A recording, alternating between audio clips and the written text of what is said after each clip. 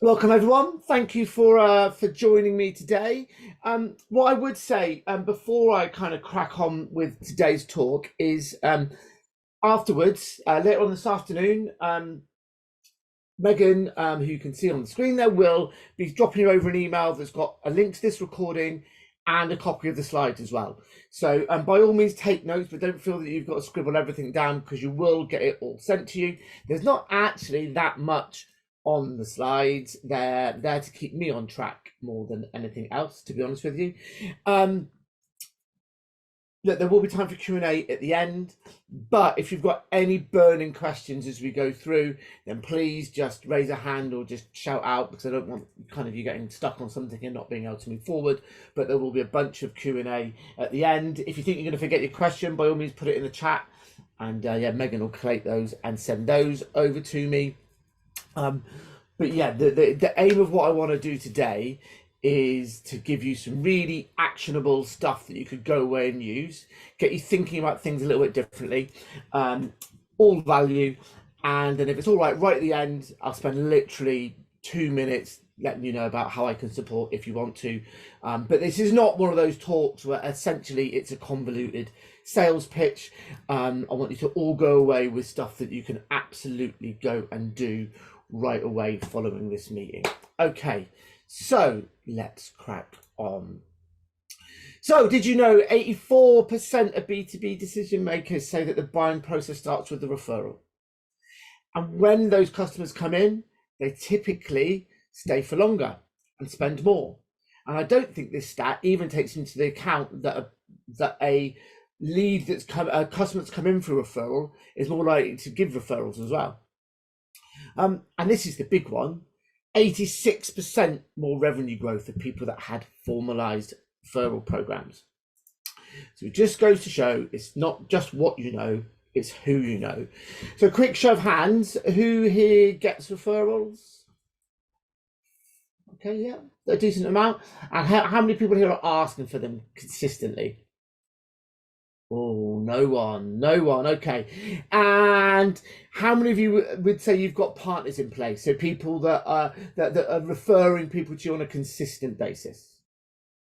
Okay, we've got a hand up from Joe. Awesome. Oh, and a couple of wavy hands. That tends to be the norm. Okay, so you're not alone there, because the same survey said that only 30% of companies that did this had a formalized referral program. So it's certainly not the norm, which is baffling to me, because referrals are the oldest and most successful form of marketing, and yet so few of us have these processes in place to do so. And what I wanted to do is give you a little bit of a framework around that. Now, I've mentioned referrals and partners a lot, so I'm just going to kind of go through. These aren't dictionary definitions, they're Dave's definitions. But for me, referrals they can come from anyone and everyone, from your customers, your network, the people on this call, your friends, your family. But the quantity and quality can vary, okay, because of that. We can do all we can, but they can be changeable, and they're quite hard to scale. Partnerships are where you're working with brands that have a vested interest in referring you, and they can refer your ideal clients at the ideal time to buy on a consistent basis. And so that's where I purely still referrals, they're just referrals from a slightly different source. So that's the side of things that we're going to cover today. Okay, so before we do that, a little bit about me. So I've got a background in business membership, work for the Chamber of Commerce. I then ran my own membership organisation, Business Scene, which you'll see a logo up there for. Grew that to a couple of thousand members, almost entirely through referrals and partnerships. Then that changed into a benefit business where we acted as the SME engagement point for some of the big global brands you see there. So we had reach of about 500,000 small business owners. So it was my job to actually provide leads to these other organizations. And so I've had some success along the way, but I have either made or more likely witnessed lots and lots of not so good stuff as well. And so all the work that I do now at Collaboration Junkie, helping brands like you really make the most of word of mouth introductions and partnerships, is all based on practical lived experience. And that's what I want to share with you today. So strategic partnerships, they're called strategic for a reason, that you need a strategy behind them. And so here's my 5-step strategy, which we're going to go through today. So first of all, we have discovery, which is all about understanding who your ideal partners are. We'll then move on to assembly, which is the systems that you need. Nurturing, which is the communication processes. Connection is the piece that so many people kind of skip on, and this is helping your partners connect their audience to you, giving them the support that they need. And finally, we'll look at engagement. How are you going out there and finding new partners? Okay, sound good? Yeah. Okay, I've got at least one nod. That'll do.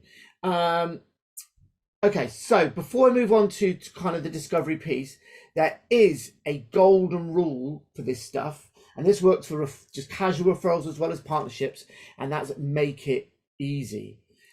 We're all busy people, right? And lives are only getting busier. It's a culture of busyness, which means if something isn't easy for us to do, either mentally or physically, then typically it gets put on that I'll get round to it pile, even if we really want to do it. And I don't know about you, my I'll get round to it pile only gets looked at when I sweep it off my metaphorical desk and start a new one. So with all of this stuff, if we want people to do stuff for us, make it as easy as possible. And that's going to be a running theme throughout the next half hour or so. Okay, so discovery. Who our ideal partners are and who our ideal clients are, which is a great starting point for that. Now, this isn't saying that we should only partner with certain people, but if you don't know who your ideal partner is, then it's very hard to attract them. Much like when we have a niche within our business, it's much easier to attract that ideal client. The same is true with our partners. Now, there's two things that I really want to cover on this discovery point today. The first one is around being specific. So first up, you want to be really specific around who you're partnering with and why. It's very rare that someone who can help you enhance your service is the same person that can provide you regular leads inbound. It's why I'm not a massive fan of cross-referral partnerships. Yes, we should all refer everyone, but relationships that are set up on the base of I'll refer you if you refer me don't always end that well, because typically there's one party that either has the ability to refer more or just puts more effort in, and they can end quite nastily. But being really specific, is this a partnership where the majority of it is going to be me providing them leads, and that's great because they can enhance what I do in some way, shape or form, or is this are these people that are ideal for passing me leads in? So first of all, it's being really specific about why you're partnering. And there's many other reasons to partner, but we're focusing on leads today. The second one is trying to be as specific as possible about who your ideal market is. Now, this isn't a workshop on niching. That's a whole other sector. But the more targeted we can be about who our ideal client is, or if we have a really specific thing that we do that isn't digital marketing as a whole or accountancy, if we could either be really specific in what we do or really specific in who we're doing it for, then it just enables us to demonstrate our value to a potential partner that little bit quicker, right? When we're too broad, then it's very hard to really demonstrate exactly your value and where you fit in. And the value that you deliver, the value to a partner, is absolutely the most crucial thing in all of this. And it's something I call a partner value proposition. And it's absolutely crucial because it's what attracts partners to you, it sets the tone, and it keeps you on the right course. So many people, when they're looking at who their ideal partners are, or they're making partner approaches, will focus on the value that they deliver to someone's audience. But all that does is says, I want to sell to your list. If you're approaching someone saying, we should speak because I can do this, this, and this for your customers, whether you mean it that way or not, essentially it's saying, I just want to sell to your list. When you're looking at who an ideal partner is for you, you want to think about all the people whose products and services either come directly before yours or overlap with yours, and think about these people. Are they having congruent conversations, and are they at the right authority level to for their influence on the potential client to mean something. And what your partner value proposition is the value that you deliver to the end user, why that's important to the partner. Let me give you a couple of examples here to help demonstrate this. I worked with a telemarketing agency. They were quite a high-end one. They didn't do cold calling. They did kind of warm lead follow-up, all that sort of stuff. And first of all, we refined their ideal partners down to people that did inbound leads. So people that worked on SEO and PPC to deliver inbound leads for customers that had a high ticket price item. And their partner value proposition wasn't the percentage of money that they were going to give these SEO companies for providing them leads. It was for the inbound lead people. Ultimately, they were judged by the client on not how many leads they produced, but how many sales were made. Which meant if the customer actually had a really crap sales team that weren't following up on them, it didn't reflect well on the inbound lead company. So actually, the partner value proposition for the telemarketers was making sure that the leads that this SEO company and inbound search company generated were followed up properly, which meant they were more likely to then convert into paying customers. And when they did, the client would spend more with the inbound search company, or would at least stay there longer. And so it's going, yes, everything has to be based on the value delivered to a client, but why is that important to the partner? Why is that important to the partner? Where does that service kick in? It's like, I've just started working with an architect actually, and they have a whole bunch of service providers that they refer to, because if they're doing a £500,000 conversion, then they bloody well need to make sure that the kitchen fit is good, and et cetera, et cetera. And so that value proposition is all about whose business do you enhance? Whose business do you enhance? Fiona, maybe it could be business coaches. Fiona's a bookkeeper.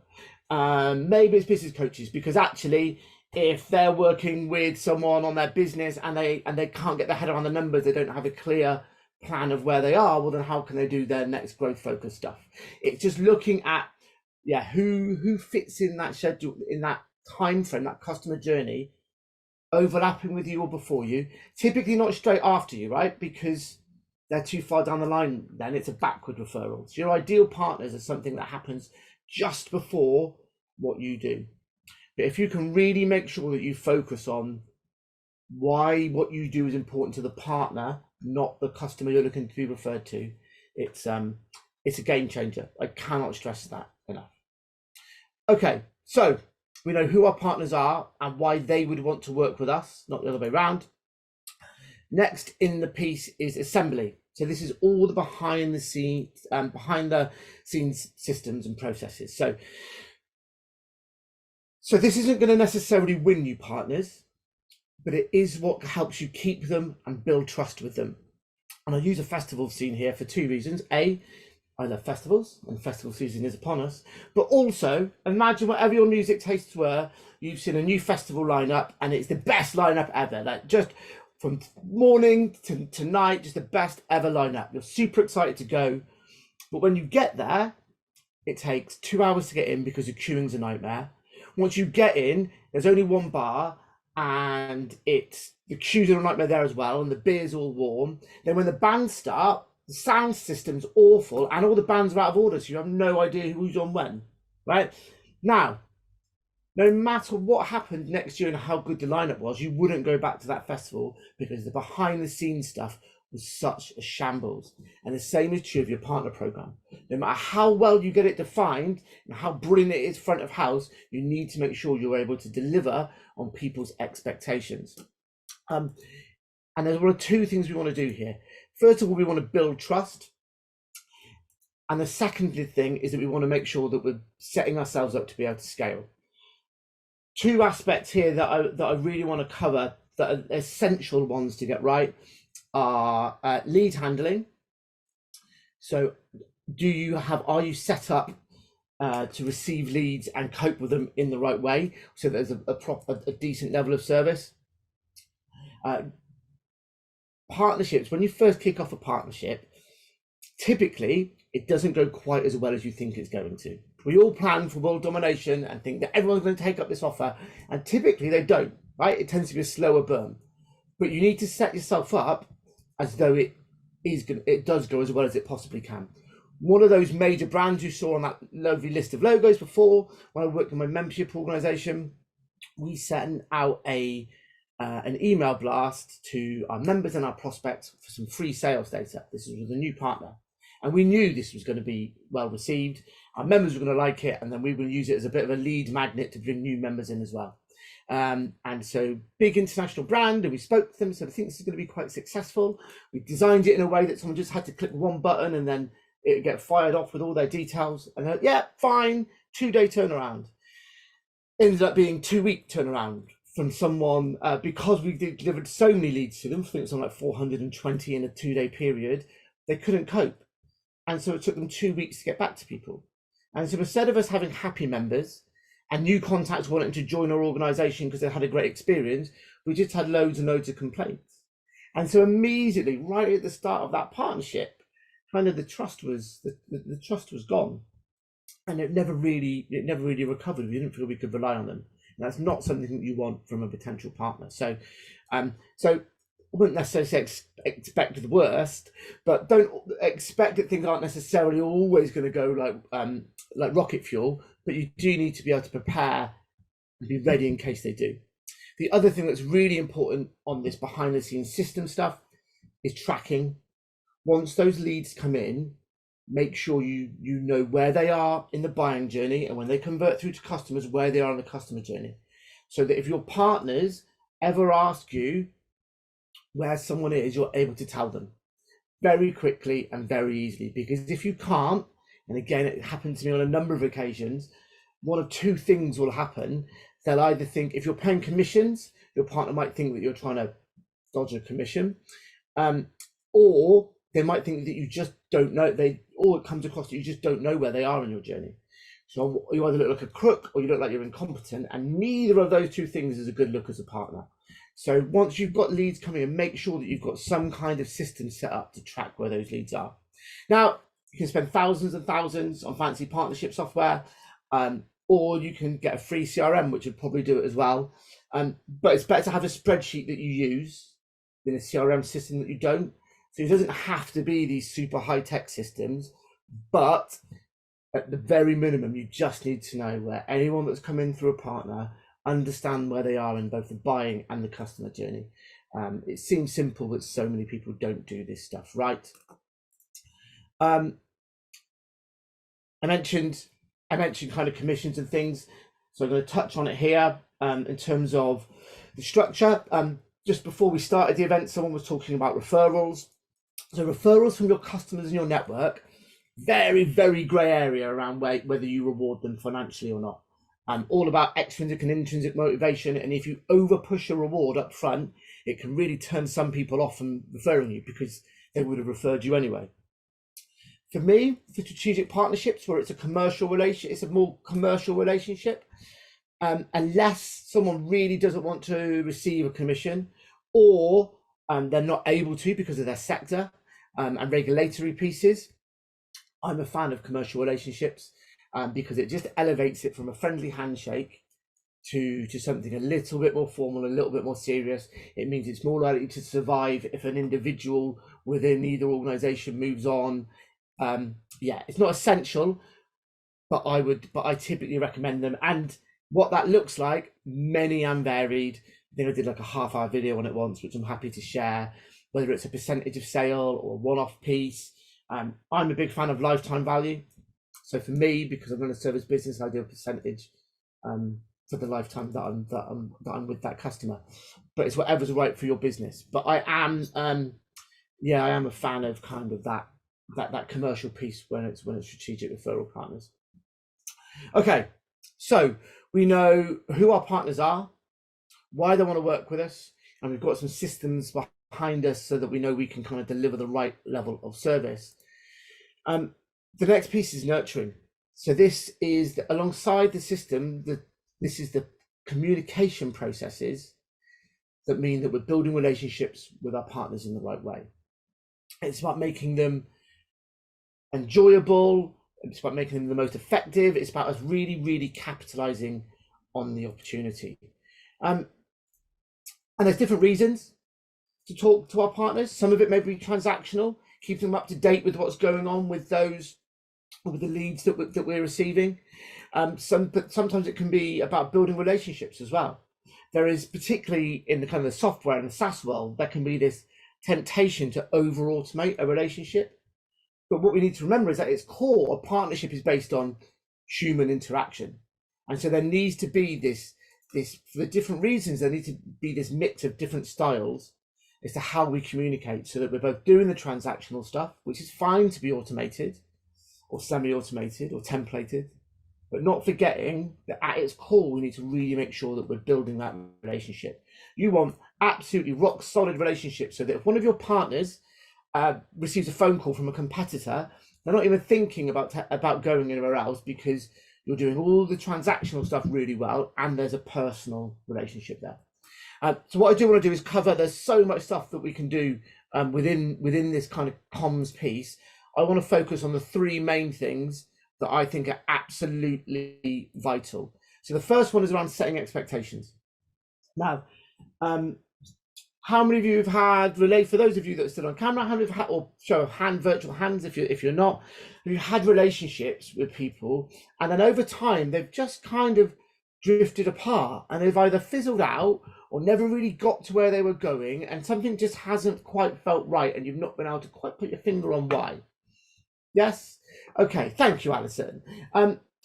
In my experience, typically that's because expectations weren't set at the outset. So this is something that happens before someone is a partner, but you know you're going to be partners. You've kind of done that piece and you're sitting down to have a proper conversation around what it looks like. It can be all so easy when we're caught up in the excitement of this is going to be wonderful and amazing, I'm going to take over the world, to not actually really look at setting expectations. And these should be documented in my own personal opinion. And so we want to look at long-term expectations, absolutely. Where do people see this? Because you might have a partner that actually their long-term thing is they want to bring what you do in-house, right? And you're a stopgap. But if that's the case, that's fine. It doesn't mean you don't work with them, but you'd much rather know that, right? And then all the way down to kind of the what does it, the medium term is the what does this look like in practice? Who's doing what? How many leads do you think you're going to be generating? How much of a demand there is for this? And then really going down to the short-term expectations, and this is a vital one, of who is doing what when to get this started. And I always say start small. So many times we can get caught up in the long-term expectations of what everything's going to look like.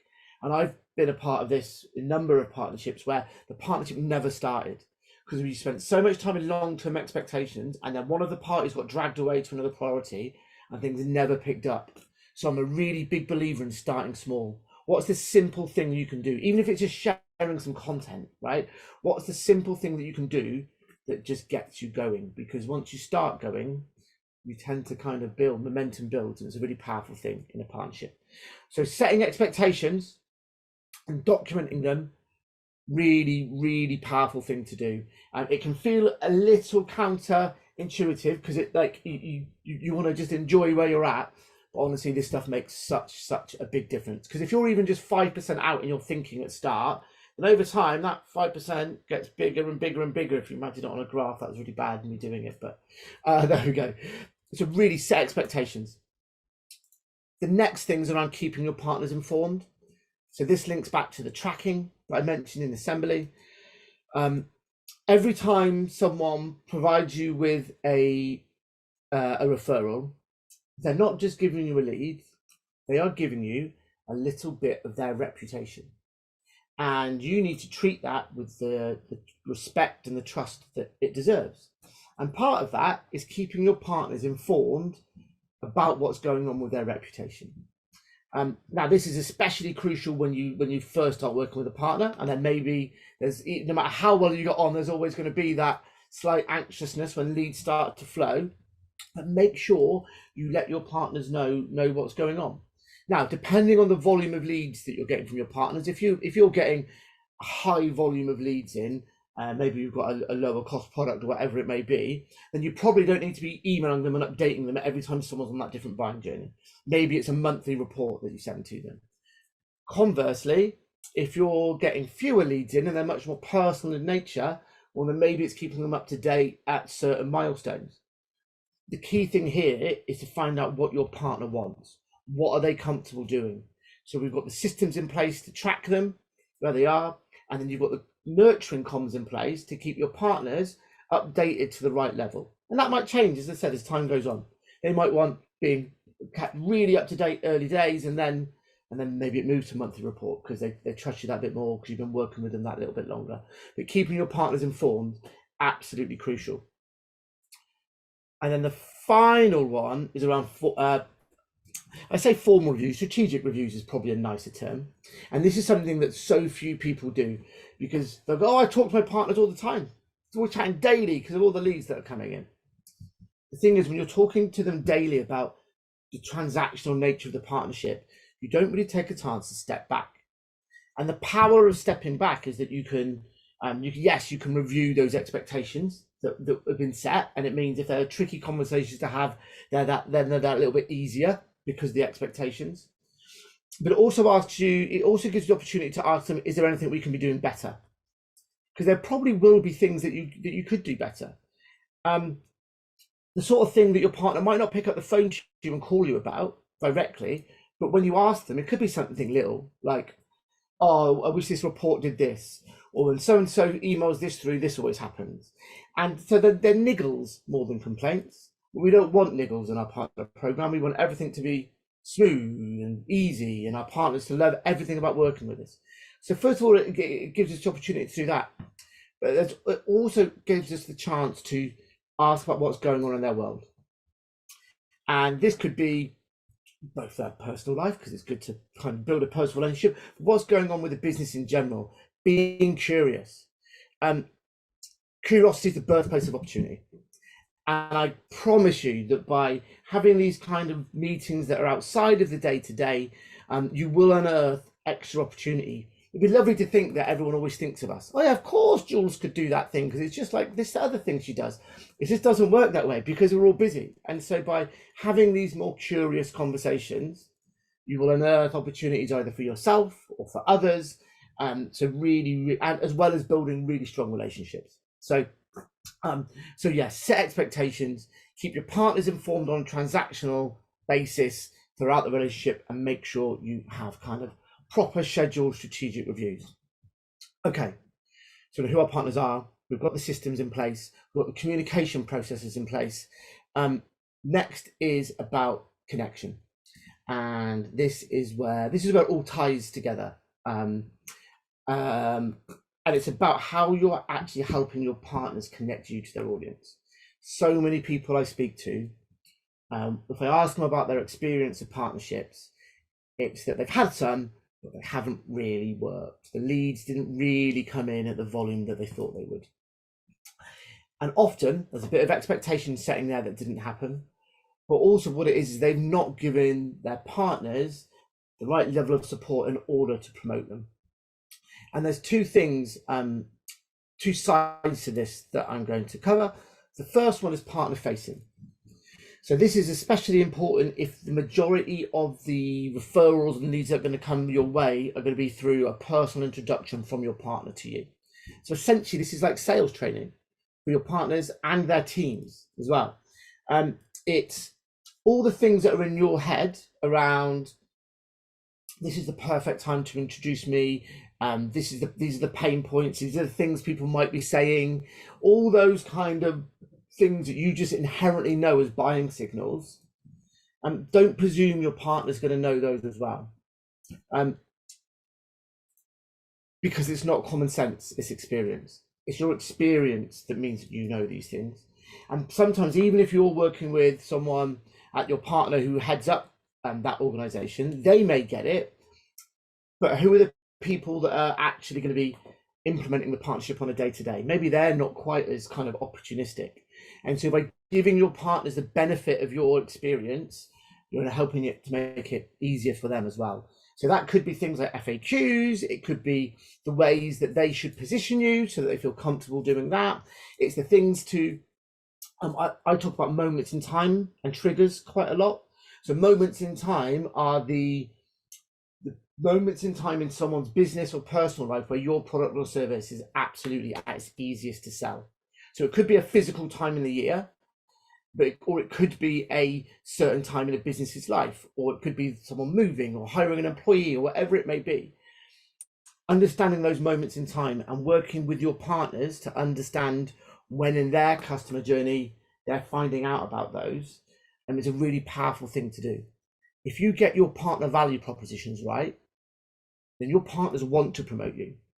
And I know people where they're inbuilt within people's processes.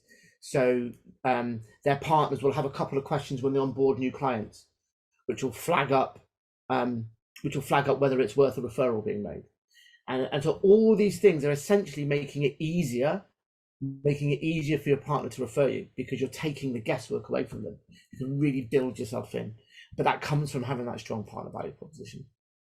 So yeah, so make sure your partners have got all the internal kind of support that they need, and they feel confident in not only when to refer you, but how to refer you. And then the second side of it is customer facing.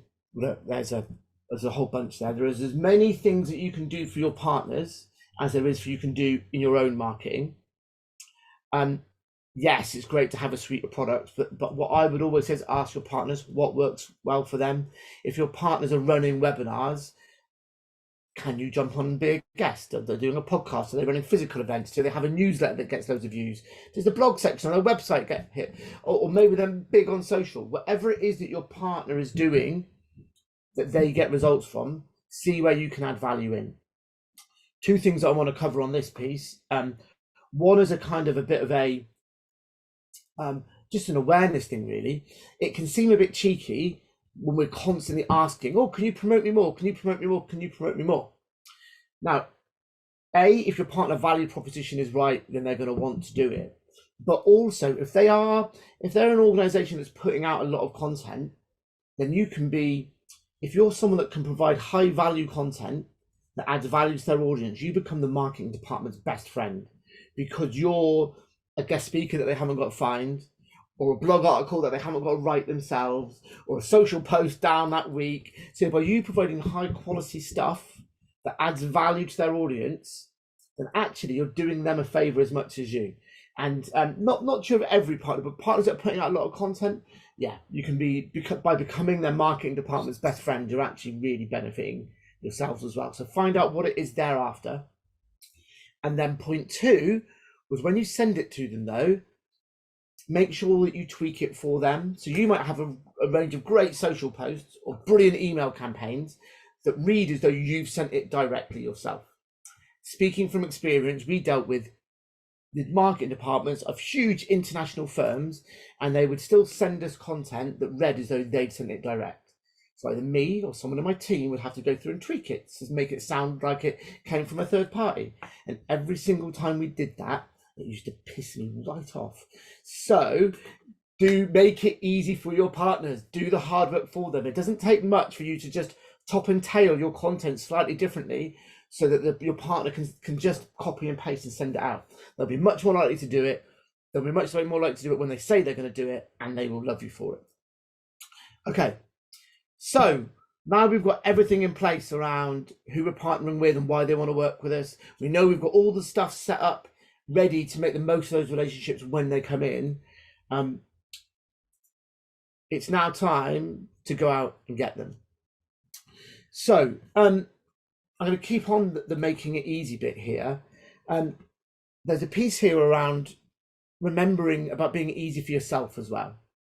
Your ideal, if you're starting out on your partner journey, your ideal partner right now isn't the FSB with their 118,000 members or whatever, right? Because A, they probably aren't going to partner with you. If they did, it's going to take you forever to get them. And could you really cope with all those leads? And they might break you, and they're probably not going to be very forgiving, right?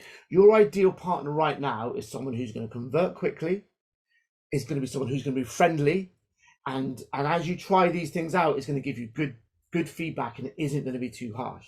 So your ideal partner right now is not your ideal partner in a year's time. Yes, they still need to have the audience match, but you want someone, you want friendly first partners who can then give you the case study and testimony to go larger. But even with those kind of ideal partners right now or at any point, number one thing to do is remember your partner value proposition. Always don't slip back into here are the features and benefits for your clients. It's all about the value you deliver to the partner. So just really do remember that. And the second piece is around use your network. So in terms of actually going out there and getting partners, for most of us, there's either people directly in our network, and if you feel a little bit nervous about approaching them, a great tactic is to ask people for help. So most people are nice people and be willing to help. So if there is someone in your network who you think would be a great partner, but you don't want to just come out and ask them, asking them for some feedback on your new partner program that they happen to be within the demographic of is a great way of making an outreach. Most people will say yes because people are nice, and you've appealed to their ego, and you'll get great feedback about your partner program.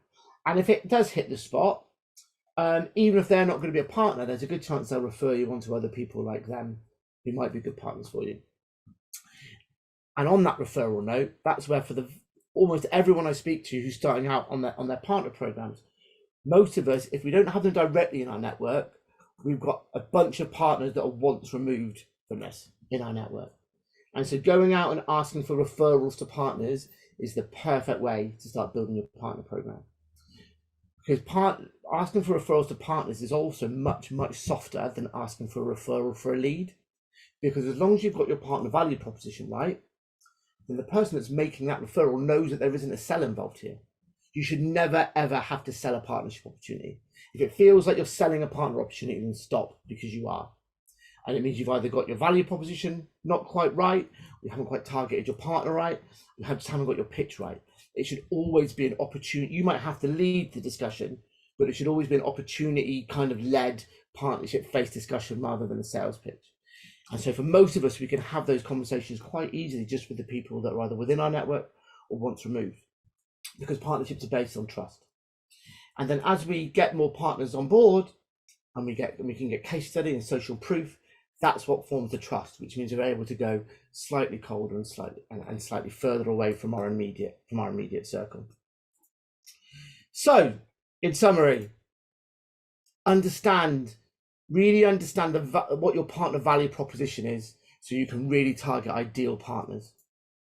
Make sure you've got the systems in place that enable you to deliver a consistent level of service, and be able to scale that as you go. Make sure you've got the right communication channels in place, that you build those really, really tight personal relationships with your partners, as well as getting the transactional stuff right. Give them all the support they need to actually connect you to their audience. And then, remember to kind of look at what's immediately around us when we're going out and getting those new partners. Do all those things, and that is a pretty decent place to start. Okay.